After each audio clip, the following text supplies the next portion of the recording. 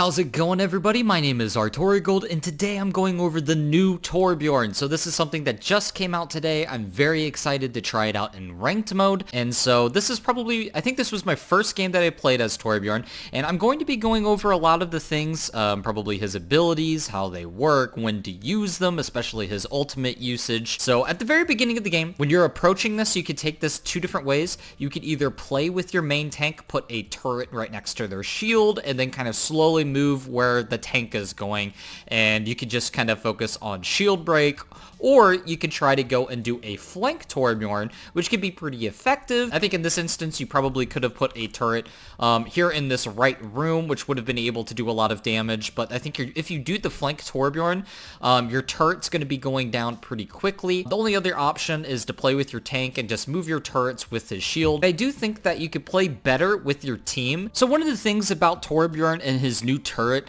is that whenever you shoot at a target, depending on what you hit with your bullets, your turret will now just focus that target. It'll immediately stop whatever it's shooting and then start focusing whatever target that you just hit with your gun. Meaning that Torbjorn is really good at countering flankers. So I think playing with your team is probably the better way to play Torbjorn. If you basically focus on flankers, that'd be a lot better for your supports because your turret is going to melt people like Genji, Tracer.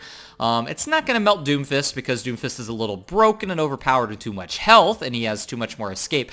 But I think that your turret will apply more pressure to him, which would be better for your team. And all around, I think that's probably the better playstyle of Torbjorn if you're at a higher rank. Being able to protect your team with your turret and using your right clicks to try to get flankers scared and back off your backline is probably going to give you more value. But if you're at a lower rank, I think the flank style of Torbjorn, by just being really sneaky and playing kind of like a flank Reaper in a lot of ways, I think that's really good at lower ranks because people are not really watching their flank as much.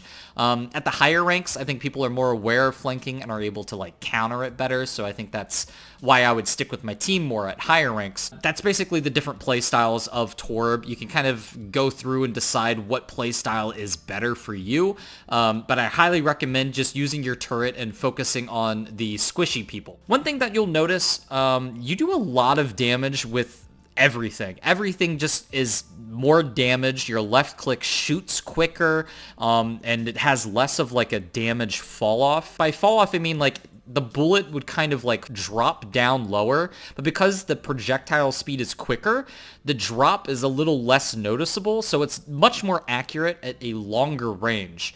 Your right click obviously is really good. So I want to talk about this Molten Core ability, which is your new ultimate, right? So something that's really good about it is that it denies enemy positioning, and obviously it's really good on choke points. And obviously, look at this Molten Core. This door, right now we're about to capture this point, so just spamming your ult on this door, because the only way the enemy can go and contest the point is either from this door. Even if the enemy team goes onto this door, they're still denied this area, meaning they have to go all the way around that way. And since we're so close to the point, that's a lot of travel time, and it's really difficult to get a good positioning.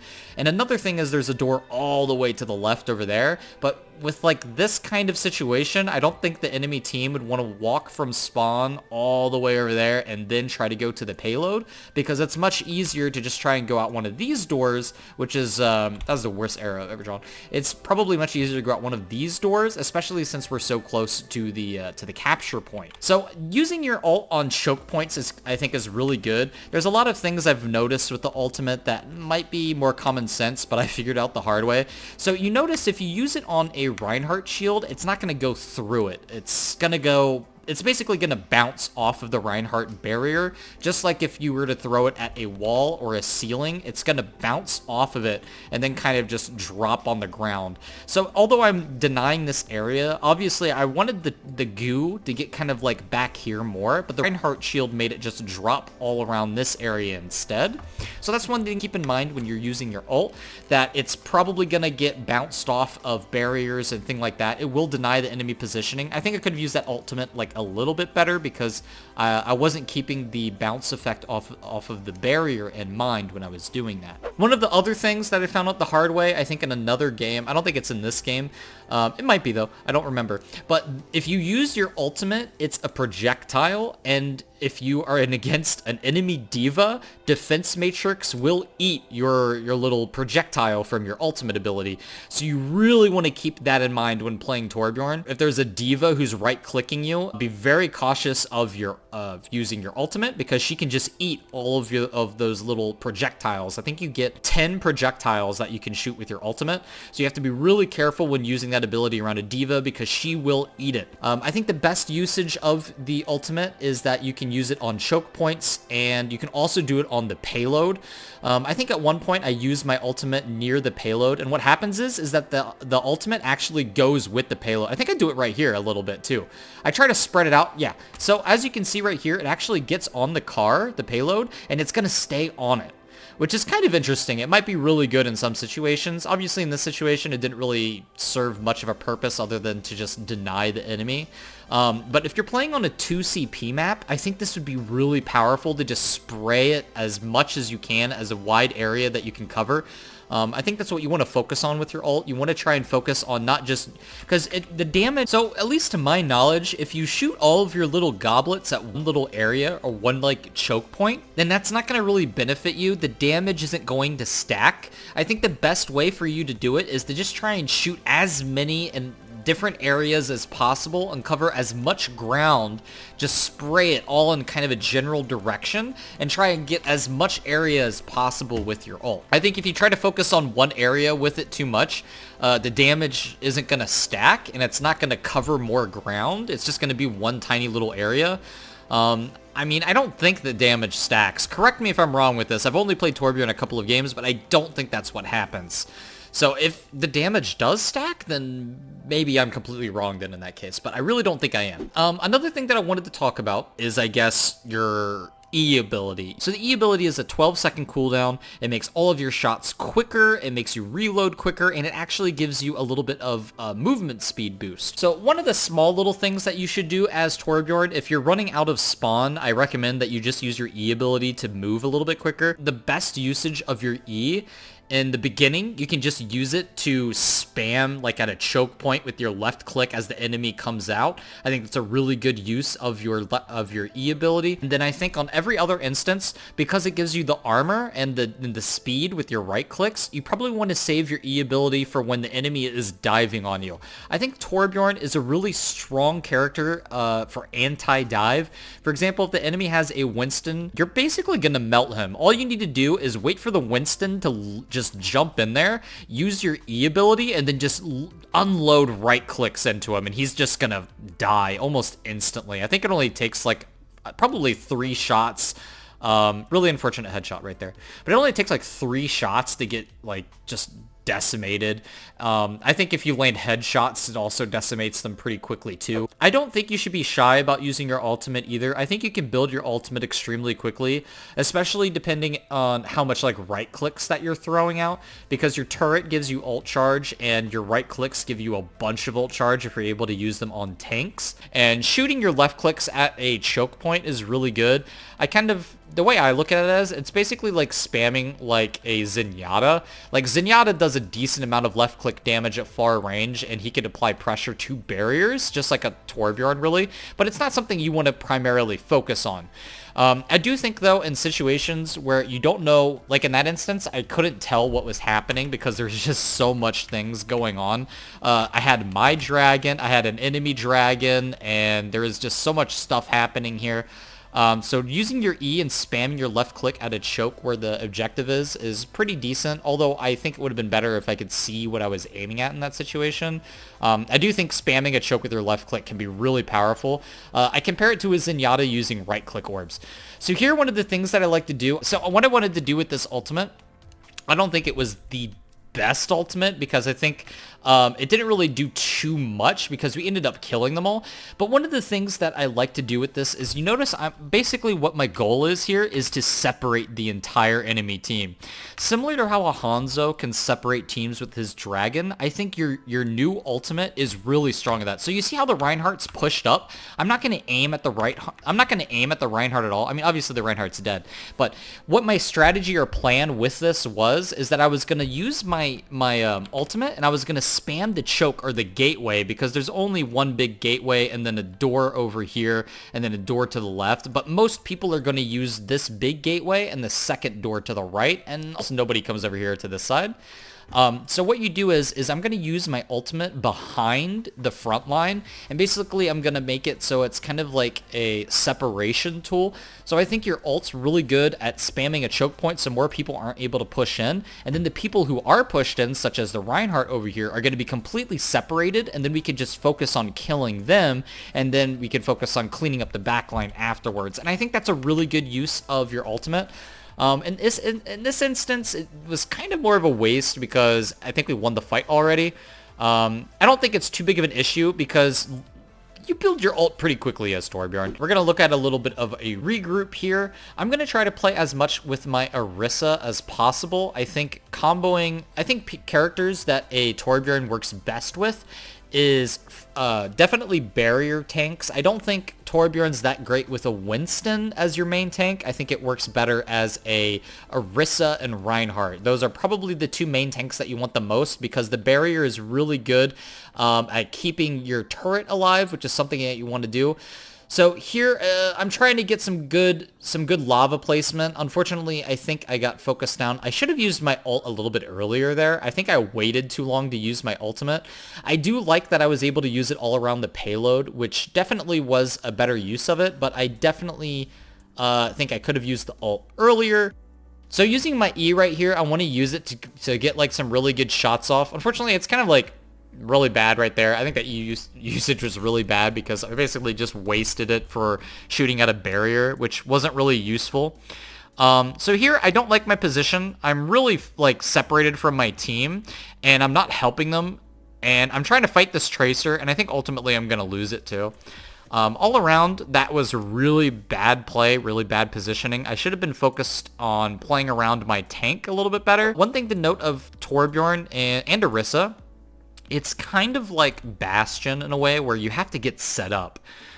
You really need to try and get your turret built and set up in a nice location. If not, you're kind of playing at a bit of a disadvantage because Torbjorn does do a lot of damage, but I think the real power is adding your turret damage, which is consistent, along with your own damage. If you don't have both, then I think you're underutilizing your kit. So here, I like using the E there because it basically just allows me to get to the point and play a little quicker than I would normally. And using my turret, I want to kind of get a better turret usage. I kind of want to see where my Orisa is playing. I do think that in a situation like this, you could put a turret a little bit more aggressively for ult charge and then kind of slowly kite backwards. I think you can kind of play Torbjorn as a really like, oh man, I'm just not landing headshots on this Tracer. That's really unfortunate. Please look away. I'm so bad. Oh no. That's okay though. But you know, I missed too many shots. So here I'm gonna probably just stall. I think ultimately we lose this point, and me not killing that Tracer was a big part of it. And even though I get my ult, it just didn't matter because the enemy team just had too many people all grouped up there. So one of the things that you can do as Torbjorn that's pretty good is you can kind of put your turret in just like a really like far up spot and just try to get a little bit of extra ult charge with your turret in the beginning of the game. This is a very basic concept. It's something people used to do all the time with old Torbjorn. You can still do it new.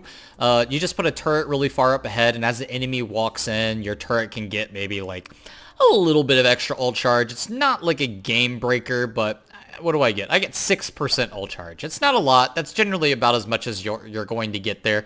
And then I'm just going to spam the choke with as much left clicks as possible and wait for my turret cooldown. And as soon as my turret cooldown comes up, I'm going to put the turret there. I don't really like that turret placement, to be honest. I think it was really bad. I think I should have put the turret way in the backline a little bit.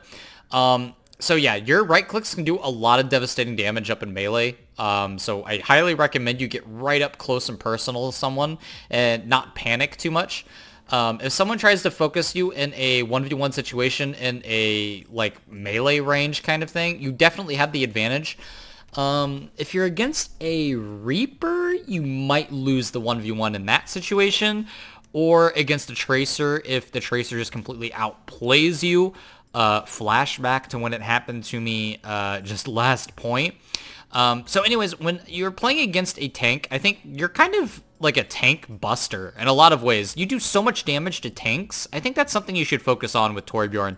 I really do think that you can you can just kill tanks so easily. I don't think Torbjorn is very good with dive. If your team is running Lucio, Winston, D.Va, maybe a Genji or Tracer, and you're trying to play Torbjorn, I don't think that's the best pick. I do think that Orisa Hog works really well with Torbjorn. Reinhardt and Zarya Deathball is really good as well. I don't think it matters what healers you have as Torbjorn. I think any healer works. I don't think you work like worse with any other healer. I think Lucio is decent. The speed boost can be good if you're using your E and looking to go into the enemy and using a bunch of right clicks on them, then I think Lucio's speed boost can be really good.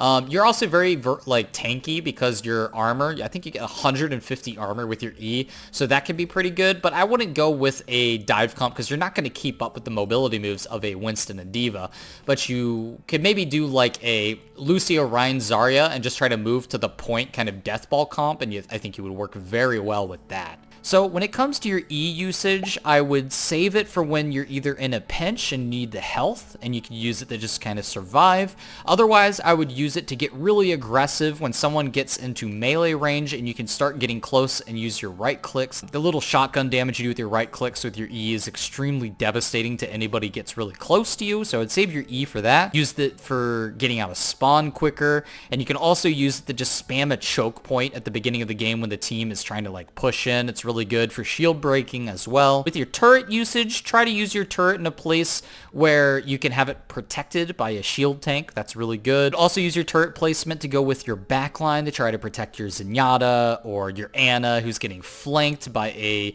Genji or a Tracer. It's very powerful to help keep them alive and protect them. Use your ultimate to contest a payload or a choke point.